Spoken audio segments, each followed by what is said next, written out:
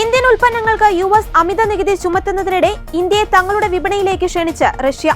ഇന്ത്യയിലെ Russian embassy deputy chief of mission Roman ബാബുഷ്കിനാണ് ഇന്ത്യയെ റഷ്യൻ വിപണിയിലേക്ക് ക്ഷണിച്ചത്. റഷ്യയിൽ നിന്ന് ക്രൂഡ് ഓയിൽ വാങ്ങുന്നതിന് ഇന്ത്യക്കെതിരെ അമിതമായി നികുതി ചുമത്തുന്നത് നീതീകരിക്കാനാകില്ലെന്നും അദ്ദേഹം പറഞ്ഞു. ഇന്ത്യൻ ഉൽപ്പന്നങ്ങൾക്ക് യുഎസ് വിപണിയിൽ പ്രതിസന്ധികൾ നേരിടുന്നുണ്ടെങ്കിൽ റഷ്യൻ വിപണിയിലേക്ക് ഇന്ത്യയിൽ നിന്നുള്ള ഉൽപ്പന്നങ്ങളെ സ്വാഗതം ചെയ്യുന്നുവെന്ന് ബാബുഷ്കിൻ പറഞ്ഞു. ഇന്ത്യക്കെതിരായ യുഎസ് നികുതികൾ നീതീകരിക്കാനാകാത്തതാണ്. ബാഹ്യസമ്മർദ്ദങ്ങൾക്ക് വഴങ്ങാതെ ഇന്ത്യ റഷ്യ ഊർജ്ജ സഹകരണം തുടർന്നും മുന്നോട്ടു പോകുമെന്ന് പ്രതീക്ഷിക്കുന്നതായും അദ്ദേഹം പറഞ്ഞു. ഇന്ത്യയെ സംബന്ധിച്ചിടത്തോളം ഇത് വെല്ലുവിളി നിറഞ്ഞ സമയമാണ്. പക്ഷേ ഞങ്ങൾക്ക് പരസ്പരമുള്ള ബന്ധത്തിൽ വിശ്വാസമുണ്ടെന്നും അദ്ദേഹം പറഞ്ഞു. ഇന്ത്യയെ ഒരു സുഹൃത്തായാണ് കാണുന്നതെങ്കിൽ യുഎസ് ഒരിക്കലും ഇതുപോലെ പെരുമാറില്ലെന്നും ബാബുഷ്കിൻ പറഞ്ഞു.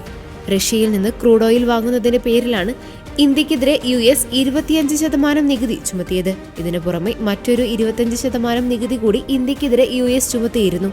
എന്നാൽ നികുതി ചുമത്തിയത് കണക്കിലെടുക്കാതെ റഷ്യയിൽ നിന്ന് ക്രൂഡ് ഓയിൽ വാങ്ങുന്നത് തുടരാൻ തന്നെയാണ് ഇന്ത്യയുടെ തീരുമാനം.